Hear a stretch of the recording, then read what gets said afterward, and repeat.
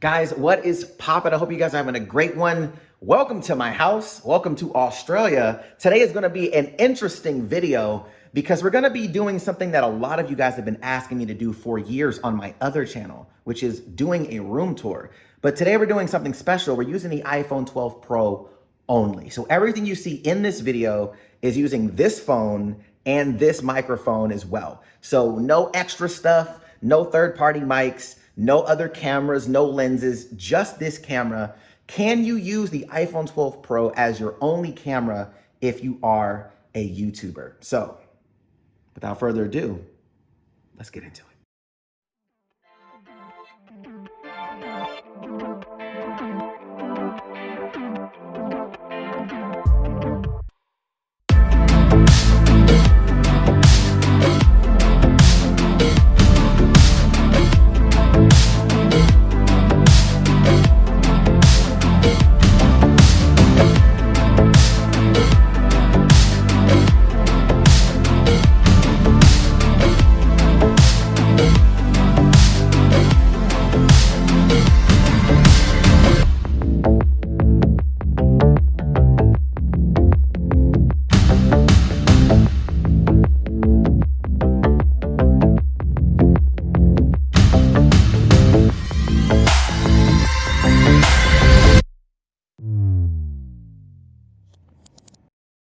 All right, guys, let me know in the comments down below. Did that look the way you thought it was going to look? Were you surprised? Were you not surprised? Let me know in the comments how you guys feel about that footage. I'm gonna kind of go into one, how I shot it, and then two, how I edited it. So first and foremost, there was no gimbals or steady cams used at all in the shooting of this video. So that's the first thing. I wanted to make sure that it could be, it could really showcase the optical image stabilization on the sensor or on the lens itself. So I wanted to make sure that it was primarily the phone. Now, what I did do just to kind of add a little bit more weight to the phone, because the phone is super light, is I mounted it something like this. This is the Galaxy Z Flip. I'm just kind of using it as a reference.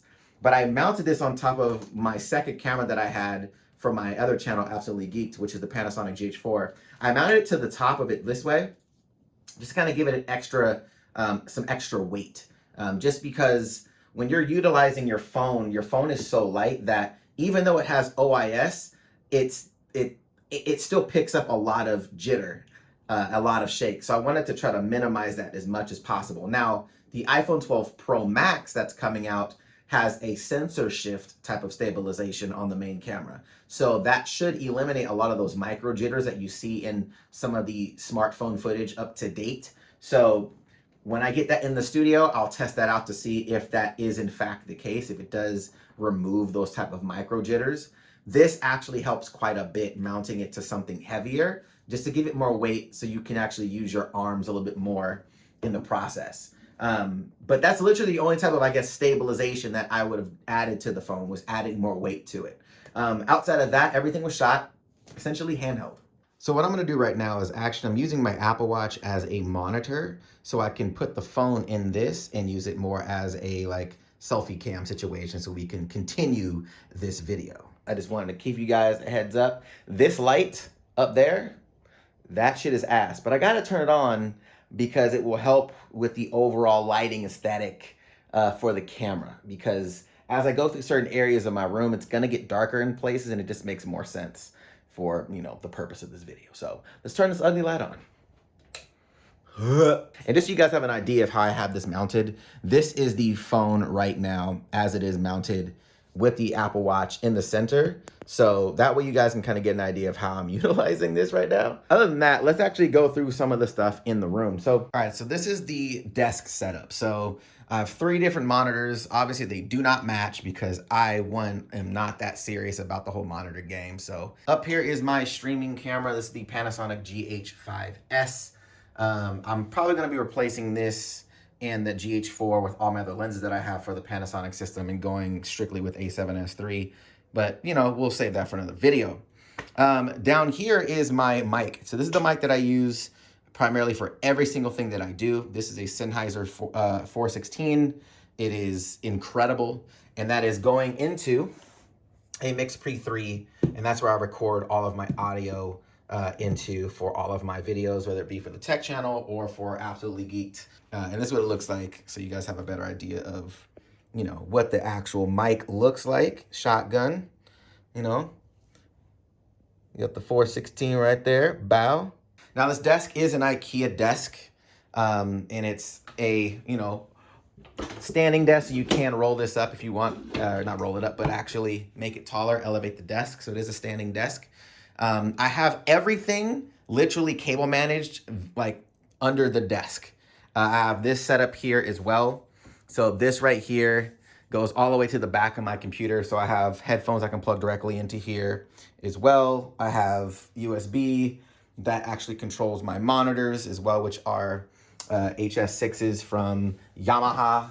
iMac Pro, it's a 10 core model, 32 gigs of RAM with the Vega 64 GPU. So that's what I do all of my editing on.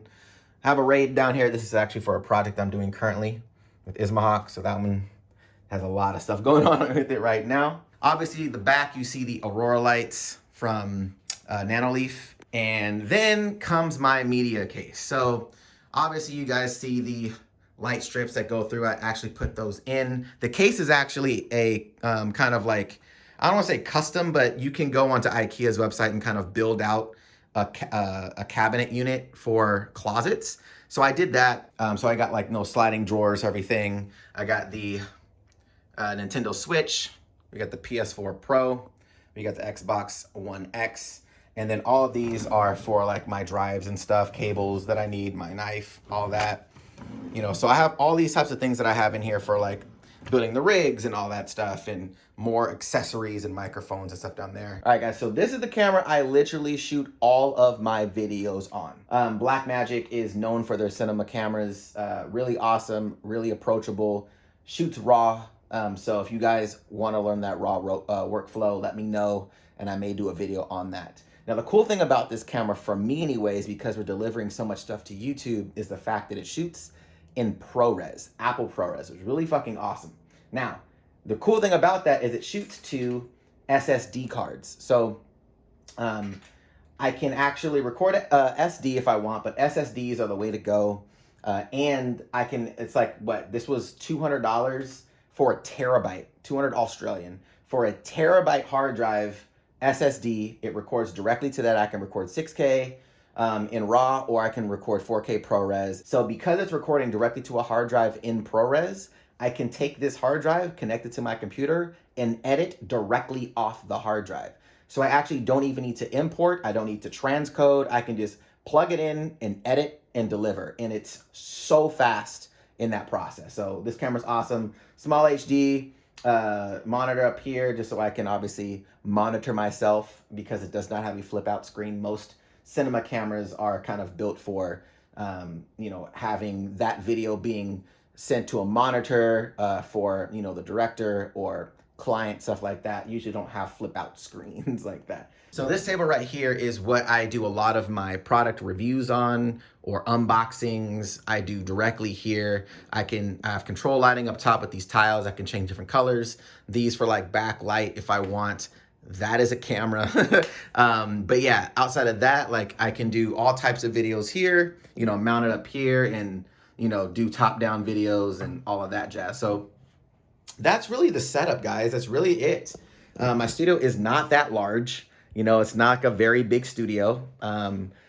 It's literally a room. That's literally how I create all of my content in here. I know a lot of people are like, man, the room looks huge. The room's not that big, but I make it work, and I figure out how I'm going to utilize the space and all of that. I am selling my place, so we can, you know, get a bigger space, something that I can actually utilize more for creative stuff. Oh, I almost forgot the light. So the light is an Aperture 120D Mark II with the Light Dome 2, and this light is amazing. So right now I'm running 2 different types of diffusion in it with the egg crate as well, just so I can make sure that I am lit properly without a lot of light fall off. But yeah, this light is amazing. Obviously got the C-stand popping just to kind of get over my head a little bit. But this light is amazing, like just being able to control everything. You can do things wirelessly with this as well. But yeah, I mean, everything in here lighting wise, all the lights, the panels, everything like that is set up through Alexa. So Alexa, turn YouTube lights off. and I can shut all the lights off if I want, right? So they'll all go off. Alexa, turn YouTube lights on. And then they'll all come back, you know? So that's really the setup in here, guys. Like nothing super fancy. Obviously, shout out to Andaseat. They did send me this chair. This chair is super comfortable. I literally take naps in this chair because it goes all the way back. It's memory foam, super comfortable. But yeah, I'll start rendering. I'll take a nap in here for like 15 minutes, wake up, continue working. So it's super bomb. Amazing chair. I love this chair, actually. It's so bomb. So before we wrap up, I did want to let you guys know all the footage that we recorded on the iPhone 12 was actually edited inside of Final Cut Pro 10. There was no extra stuff going on, just directly in Final Cut Pro 10. It handled the footage fairly well. I do want to kind of get an idea of how flexible I can push the footage, so I'll probably do some stuff in DaVinci as far as color and stuff like that, see how far I can really push it. But the entire video was shot, I'm gonna just mute this. The entire video was shot and edited directly inside of Final Cut, so you guys can see it playback. You know, it's done. It's done all in here. So nothing extra fancy. That's literally how it was done. All on the computer. So all on Final Cut. I want to make sure that you guys understand that the stuff that I'm showing you is not to be braggadocious. I just want to kind of show you guys something that you, one, have been asking for years about, but two, in a way that kind of gives some value to maybe a device you're thinking about buying, and can you use it in a way that I would probably use it, you know? Could you create with this device? Could you use it as your only device if you are starting out or maybe replacing an older camera and maybe don't have the funds to just say, yo, let me just buy a crazy setup, right? Also, the stuff you see here has been accumulated over 5 years of work on my channel. So, you know, when I first started out, I didn't have all this. I had a Sony NEX5T camera that I had already had prior to YouTube, and I bought 3 lights from Amazon. There were 120 LED square rectangular LED lights, right? They were $22 a piece or something like that at the time. And that was it. And light stands for them. That was it, literally.